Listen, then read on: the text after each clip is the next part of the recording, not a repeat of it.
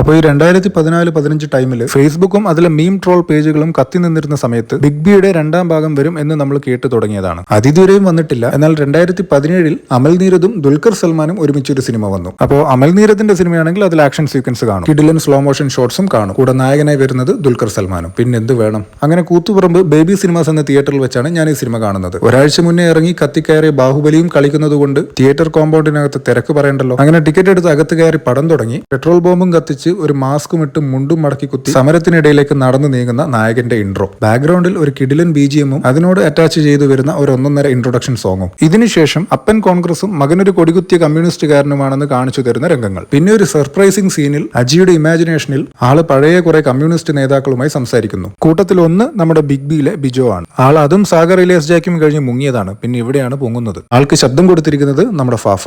ഇതും കഴിഞ്ഞ് നായകൻ നായികയെ പരിചയപ്പെടുന്നു. ശേഷം ഒരു സോങ്. ഇനിയാണ് കാത്തിരുന്ന സീൻ. പടത്തിലെ ആദ്യത്തെ ഫൈറ്റ്. കോളേജ് പിള്ളേർക്ക് വേണ്ടി ബസ്സുകാരോട് ചോദിക്കാൻ പോകുന്ന ആ ഒരു രംഗം. അങ്ങനെ ആ ഫൈറ്റും കഴിഞ്ഞ് നായകൻ പോലീസ് സ്റ്റേഷനിൽ നിൽക്കുമ്പോൾ അപ്രതീക്ഷിതമായി നായകന്റെ അപ്പന്റെ വക ഒരു മാസ് സീൻ. കൂട്ടത്തിൽ ആടുതോമയുടെ ഒരു റെഫറൻസും. ശേഷം അമൽ നീരദ് ബിലാലിന്റെ കാര്യം മറന്നുപോയിട്ടില്ല എന്ന് കാണിക്കാൻ ബിഗ് ബിയുടെ റെഫറൻസിൽ ഒരു ഡയലോഗും അതിന്റെ ബാക്ക്ഗ്രൗണ്ട് മ്യൂസിക്കും. ഇതൊക്കെ കഴിഞ്ഞ് ഇനിയാണ് സിനിമ കഥയിലേക്ക് കടക്കുന്നത്. നായിക അമേരിക്കയിലേക്ക് പോകുന്നതും അവിടെ വെച്ച് കല്യാണം ഉറപ്പിക്കുന്നതും പ്രോപ്പർ ചാനൽ വഴി നായകന് കറക്റ്റ് സമയത്ത് അവിടെ എത്താൻ സാധിക്കില്ല എന്നതും അതിനുശേഷം അയാൾ തിരഞ്ഞെടുക്കുന്ന വഴിയും. എന്നെ സംബന്ധിച്ച് മൈഗ്രൻസ് അമേരിക്കയിലേക്ക് കടക്കുന്ന ഈ ഡങ്കി പരിപാടിയെ പറ്റി ഞാൻ ആദ്യമായി കേൾക്കുന്നതും കാണുന്നതും ഈ സിനിമയിലായിരുന്നു. സോ ആ കൺസെപ്റ്റ് തന്നെ എനിക്ക് 100% പുതുമയുള്ളതായിരുന്നു. ഒപ്പം നായകൻ ഈ വഴിയിലൂടെ കഷ്ടപ്പെട്ട് അങ്ങ് എത്തി എന്ന് വാക്കുകളിലൂടെ പറഞ്ഞു വെക്കുന്നതിന് പകരം എങ്ങനെയായിരുന്നു അവരുടെ യാത്ര, ഈ മെക്സിക്കൻ അമേരിക്കൻ ബോർഡറിൽ ഉണ്ടാവുന്ന ബുദ്ധിമുട്ടുകൾ, ഇതൊക്കെ കൃത്യമായി ഈ സിനിമയിൽ അവരെ കാണിച്ചു തരുന്നുണ്ട്. അങ്ങനെ ഇതെല്ലാം കഴിഞ്ഞ് കഷ്ടപ്പെട്ട് അവിടെ എത്തിയ നായകനെ പ്രീ ക്ലൈമാക്സിൽ കാത്തിരുന്ന ആ ഒരു ട്വിസ്റ്റ്. ശേഷം ക്ലൈമാക്സ്. കാര്യം ഈ പടത്തെ പറ്റി എനിക്ക് ഓവറോൾ നല്ല അഭിപ്രായമാണെങ്കിലും ഇത്രയും വലിയ ക്രോസ് ബോർഡർ സിനിമയൊക്കെ എടുത്തിട്ട് ഒരു തേപ്പിന്റെ മറുപടിയാണ് അതിന്റെ ക്ലൈമാക്സ് എന്നറിഞ്ഞപ്പോൾ ചെറിയൊരു വിഷമം ഉണ്ടായിരുന്നു. എന്നിരുന്നാലും ക്ലൈമാക്സ് രംഗത്ത് ആ കാറിൽ നിന്ന് ഇറങ്ങിയുള്ള ആ മുണ്ടും മടക്കി കുത്തിയുള്ള നടത്തവും വിത്ത് ആ ഹെവി ബാക്ക്ഗ്രൗണ്ട് മ്യൂസിക് ഞാൻ നന്നായി എൻജോയ് ചെയ്തിരുന്നു.